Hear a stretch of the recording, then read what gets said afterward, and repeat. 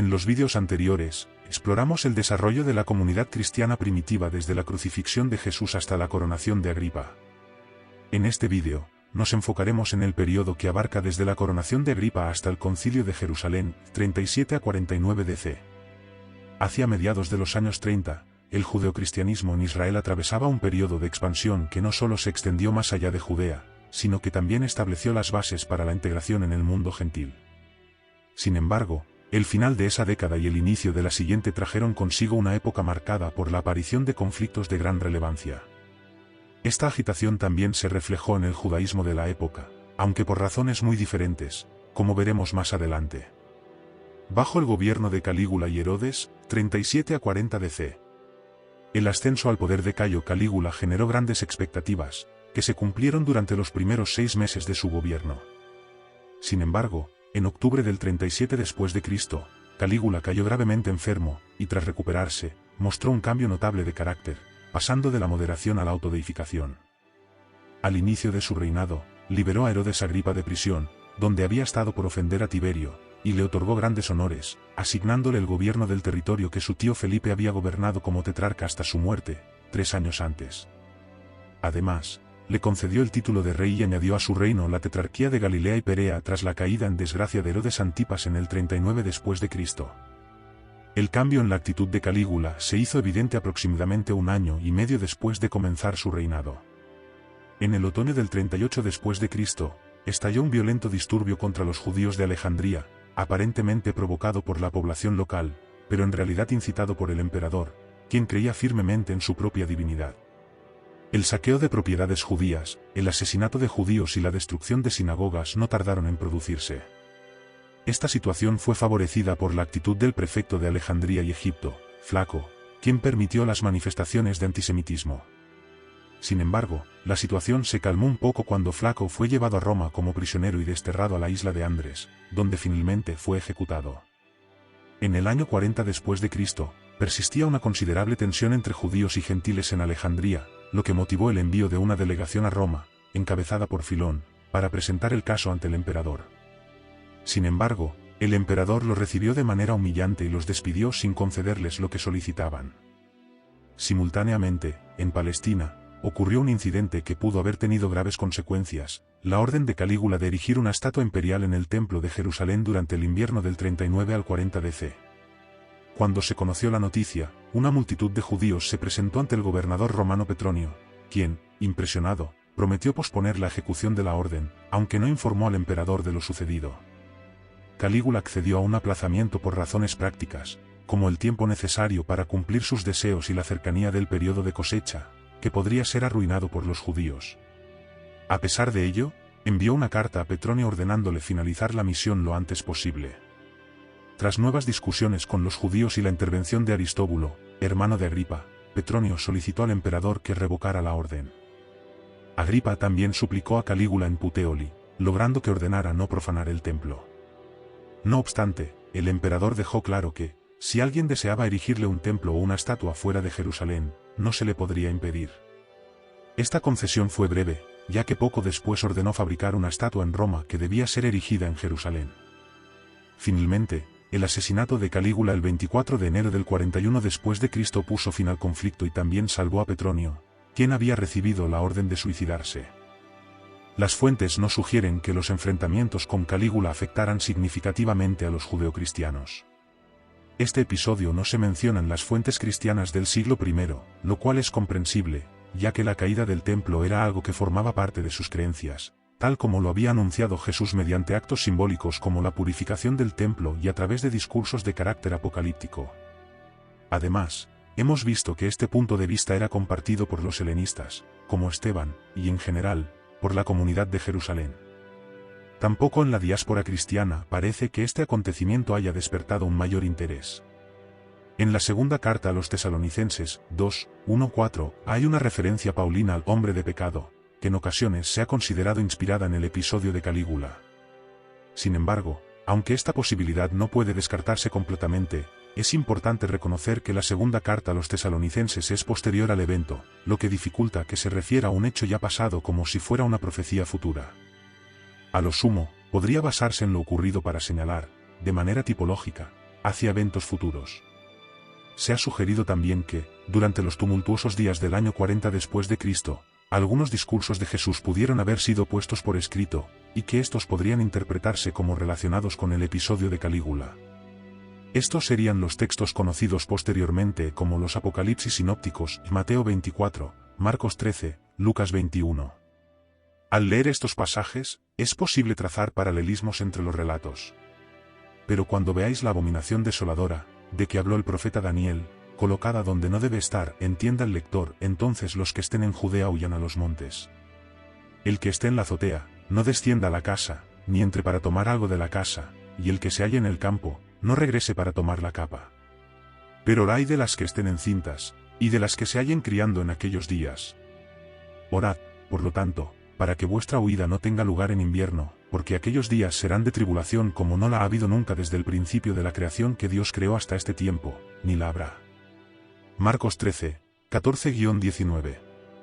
Según esta hipótesis, la abominación desoladora podría ser una referencia a la estatua de Calígula, lo que explicaría que en el texto de Marcos 1 y 14 el participio esté en género masculino, facilitando así la interpretación de la abominación como algo personal. Esta visión es sugestiva, pero difícilmente convincente. La abominación desoladora, mencionada en los Apocalipsis sinópticos, es indudablemente una cita del libro de Daniel, reconocida en términos generales. Dado que el pasaje de Daniel parece referirse a la profanación del templo de Jerusalén por Antíoco IV Epífanes, es más lógico pensar que la apocalíptica posterior, incluyendo la de Jesús, se refirió a esa cita del profeta en relación con futuros eventos de contaminación del templo por parte de poderes paganos.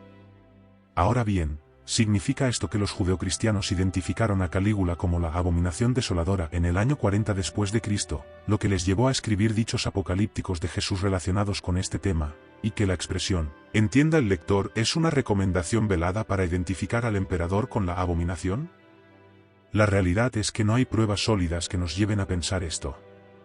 Sin embargo, es posible que algunos dichos de Jesús, incluidos los apocalípticos, ya estuvieran por escrito hacia el año 40 después de Cristo. También es factible que algún judeocristiano identificara a Calígula con la abominación, pero el movimiento en su conjunto no parece haberse visto particularmente afectado por estos acontecimientos, al menos no lo suficiente como para seguir el consejo de Jesús de huir a los montes y abandonar Jerusalén. Décadas más tarde, la reacción judeocristiana sería, como veremos, muy diferente. Bajo el gobierno de Claudio y Herodes Agripa. Claudio, sucesor de Calígula, tomó una de sus primeras decisiones de gobierno al añadir Judea al reino de Agripa, permitiéndole gobernar un territorio casi equivalente al de su abuelo. Además, Claudio otorgó a Agripa el rango consular y entregó el reino de Calcia, en el valle del Líbano, a Herodes, hermano de Agripa. Es probable que Claudio haya actuado así debido a los recientes disturbios en Judea, considerando que gobernar a través de un monarca interpuesto podría ser más efectivo que hacerlo de manera directa. La Misná menciona la popularidad de Herodes Agripa. Durante la fiesta de Sukkot, en octubre del año 41 después de Cristo, unos 15 días después del fin del año sabático 40 a 41 DC, Agripa, como rey de los judíos, participó en la lectura ritual del Deuteronomio en el templo. Aunque como rey tenía permitido leer sentado, Agripa permaneció de pie. Al llegar al versículo que menciona que el rey debía ser uno de los hermanos de Israel y no un extranjero, Agripa rompió en llanto al recordar su ascendencia edomita. En respuesta, el pueblo lo consoló proclamando: no temas, tú eres nuestro hermano, aludiendo a su parentesco con la judía Mariamme. Agripa correspondió a esta muestra de apoyo mostrando un fervor religioso reflejado en las fuentes. La Misná también relata cómo durante la fiesta de las primicias, Agripa llevó su cesta al templo como un judío más. Además, donó al templo una cadena de oro que le había regalado Calígula tras su liberación, y al asumir el trono en Jerusalén, ofreció sacrificios de agradecimiento, cubriendo los costos de varios nazireos cuyos votos estaban a punto de cumplirse. Asimismo, alivió la carga fiscal sobre algunos habitantes de Jerusalén. No obstante, es posible que las acciones de piedad de Agripa tuvieran un trasfondo político. Fuera de las zonas judías de su reino, Agripa no mostró escrúpulos religiosos, como se refleja en las monedas acuñadas en Cesarea y otros lugares no judíos, que llevaban su efigie o la del emperador. También ordenó la colocación de estatuas suyas y de su familia en Cesarea, y en la dedicación de edificios públicos en Berito, Beirut, se alejó notablemente de la piedad judía. A pesar de sus esfuerzos, Agripa no parece haber sido popular entre sus súbditos no judíos, como lo demuestra el júbilo en Cesarea y Sebaste tras su muerte en el 44 después de Cristo. En cuanto a los judíos, Agripa supo ganarse su apoyo con astucia, evitando protestas por su trato hacia los gentiles y por sus decisiones respecto a los sumos sacerdotes, de los cuales destituyó a 3 durante su breve reinado. Herodes Agripa tomó medidas directas contra el judeocristianismo, aparentemente motivado por razones políticas.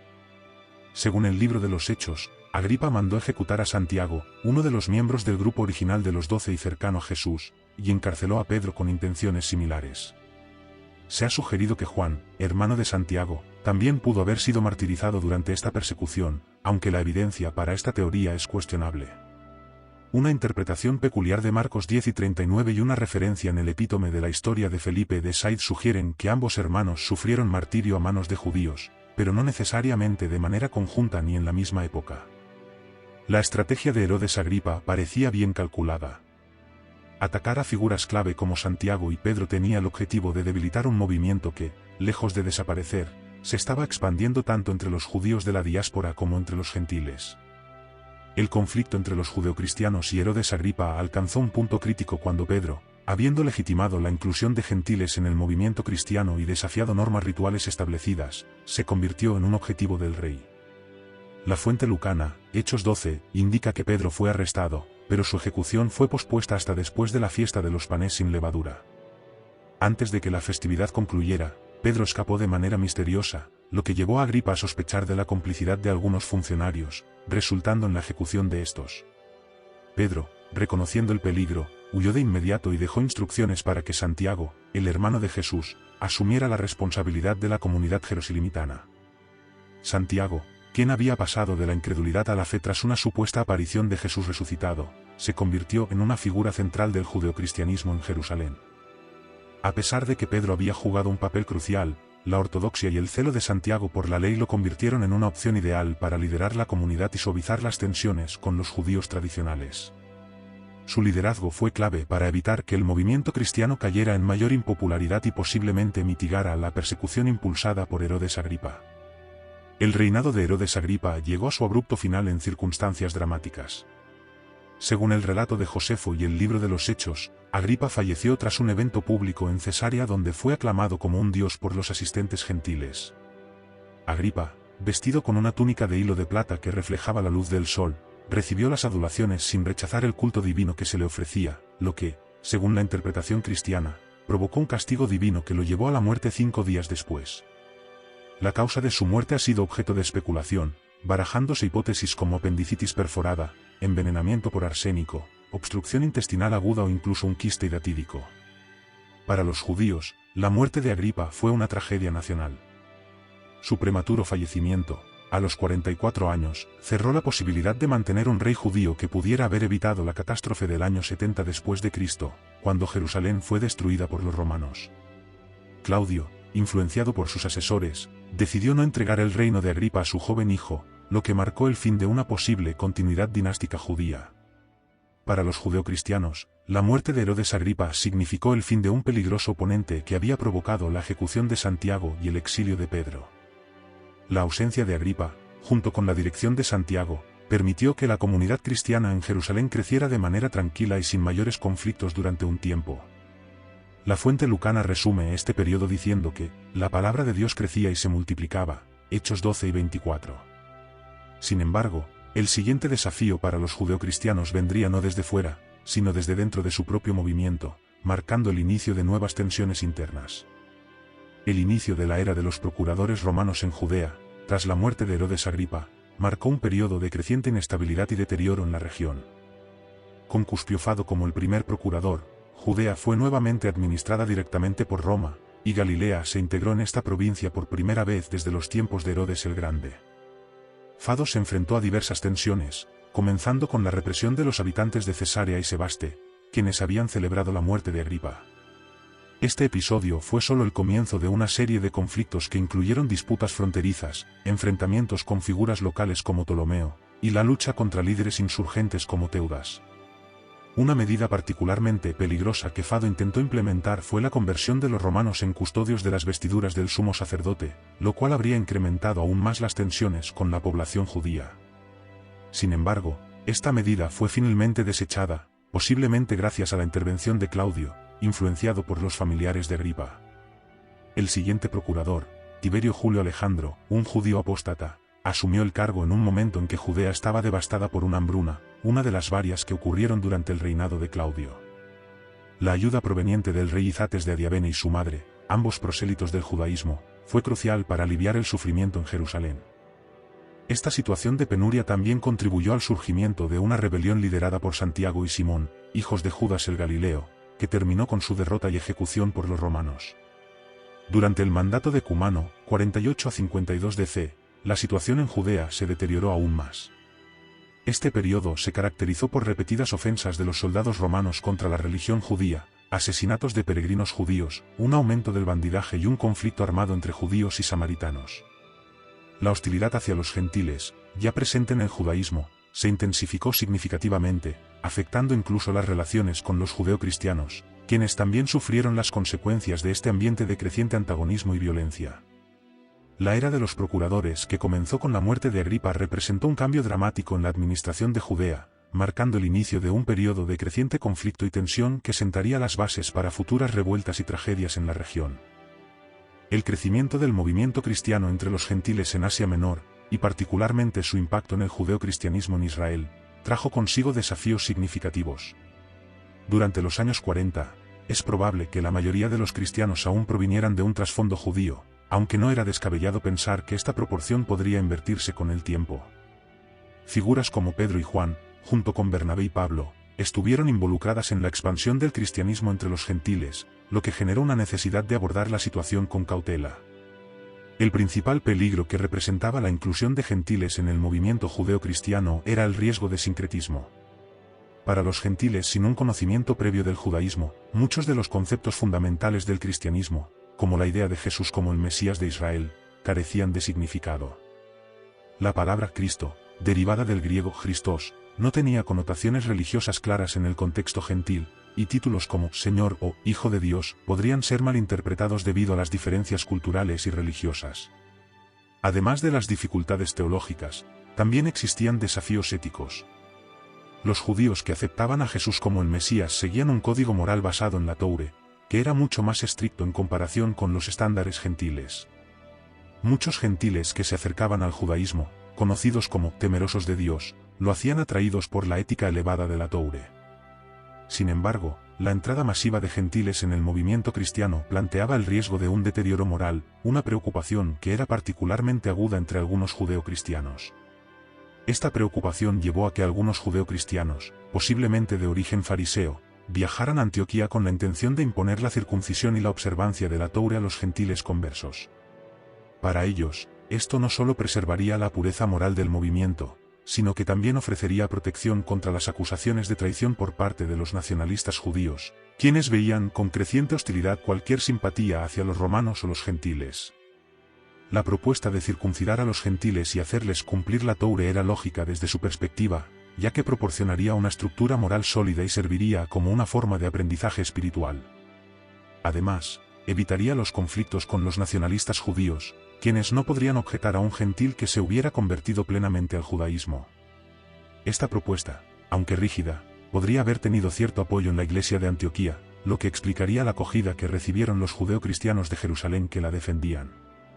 Sin embargo, esta insistencia en la circuncisión no tenía precedentes claros en el judeocristianismo y no era una práctica generalizada en el judaísmo. De hecho, algunos maestros judíos, como la escuela de Hillel, habían defendido la validez del bautismo sin la necesidad de la circuncisión.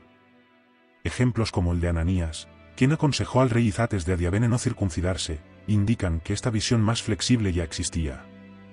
No obstante, los judeocristianos que abogaban por la circuncisión veían en ella una solución necesaria para evitar la contaminación moral y el peligro político que representaba la inclusión de gentiles en el movimiento cristiano. Este debate reflejaba las tensiones inherentes a la expansión del cristianismo más allá de su origen judío, un proceso que inevitablemente enfrentaría resistencias y requeriría soluciones innovadoras para mantener la cohesión del movimiento. La visita de los judeocristianos partidarios de la circuncisión a Antioquía, mencionada en Hechos 15:1, está probablemente relacionada con el episodio que Pablo describe en Gálatas 2:11-14, donde narra un enfrentamiento público con Pedro.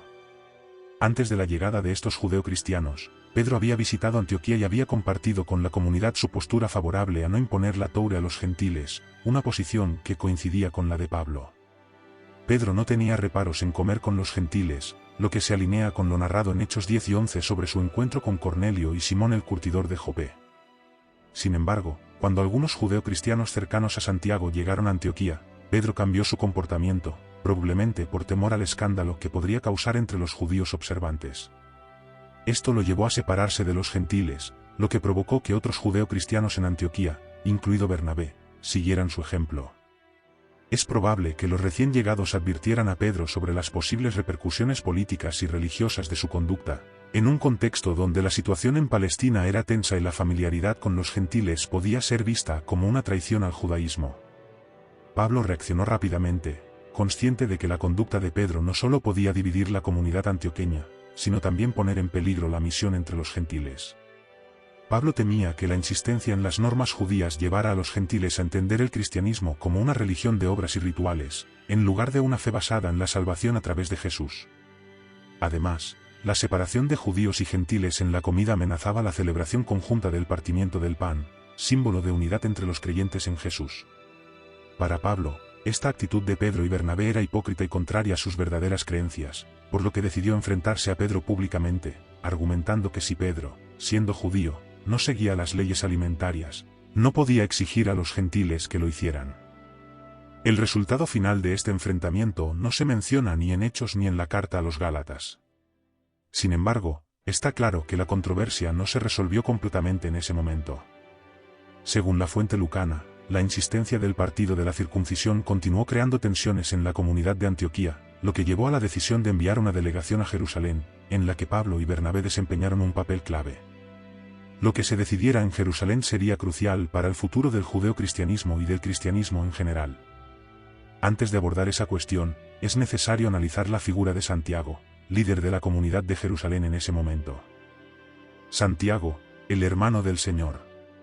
Antes de que Santiago desempeñara un papel dirigente en la comunidad judeocristiana de Jerusalén, se sabe poco de su vida. Mateo y Marcos lo mencionan como uno de los hermanos de Jesús, junto a José, Simón y Judas. Sin embargo, según Juan, estos hermanos no creyeron en Jesús durante su vida. A pesar de esto, tanto la madre de Jesús como sus hermanos aparecen integrados tempranamente en la comunidad jerosolimitana, incluso antes de Pentecostés. Las fuentes cristianas atribuyen esta conversión repentina al hecho de que Santiago, al menos, fue testigo de una aparición del Jesús resucitado, lo cual Pablo menciona, indicando que esta tradición ya era antigua en su tiempo. Es probable que la relación de parentesco con Jesús influyera en la posición de Santiago dentro de la comunidad de Jerusalén. Sin embargo, la naturaleza exacta de este parentesco ha sido motivo de controversia, con debates más teológicos y dogmáticos que históricos. El historiador judío Flavio Josefo parece haber entendido que Santiago y Jesús eran hermanos carnales, y el término griego *adelphos*, hermano, con el que se refiere a Santiago en los evangelios es interpretado por autores judíos posteriores de la misma manera. Algunos padres de la Iglesia, como Hegesipo, Tertuliano y Juan Crisóstomo, también consideraron a Santiago como hermano carnal de Jesús e hijo de María. Sin embargo, para reconciliar la doctrina de la virginidad perpetua de María, muchos autores católicos han argumentado que la palabra hermano en hebreo y arameo tiene un sentido más amplio, refiriéndose a parientes cercanos. Aún así, es difícil sostener que los autores del Nuevo Testamento, escribiendo en griego, usaran *adelphos* en un sentido diferente al común, especialmente cuando existían términos específicos para primos o parientes. El argumento lingüístico es tan débil que Jerónimo, y algunas iglesias orientales, aceptaron que los hermanos de Jesús eran realmente hermanos, pero los consideraron hijos de un matrimonio anterior de José, preservando así la creencia en la virginidad perpetua de María. Sin embargo, esta tesis, aunque tardía, parece estar más influenciada por elementos apologéticos que por una tradición histórica fidedigna. Desde una perspectiva histórica, la solución más natural es aceptar que Santiago fue hermano de Jesús e hijo de María, aunque las otras interpretaciones no son del todo improbables. La insistencia en interpretaciones alternativas parece más motivada por la defensa de dogmas posteriores que por un análisis imparcial de los textos. La Biblia misma contiene una profecía en el Salmo 69, 8, donde se menciona que los hijos de la madre del Mesías no creerían en él, y el evangelista Juan parece destacar esta circunstancia en Juan 7, 1, 5 para subrayar que Jesús cumplía las profecías. Pocos años después de Pentecostés, Santiago ya había adquirido un papel de relevancia en Jerusalén. A pesar de no haber sido uno de los 12, Pablo lo menciona con categoría apostólica, unos 3 años después de su conversión. 14 años después, lo describe como una de las columnas de la comunidad jerosolimitana, junto con Pedro y Juan. La huida de Pedro, su reconocimiento del liderazgo de Santiago, y la desaparición de Juan, contribuyeron a establecer a Santiago como líder de la comunidad de Jerusalén. Este liderazgo se consolidó en un periodo especialmente turbulento en lo social, político y económico, coincidiendo con la controversia sobre la admisión de gentiles en la comunidad cristiana y la solicitud de la comunidad de Antioquía para que Jerusalén resolviera el conflicto.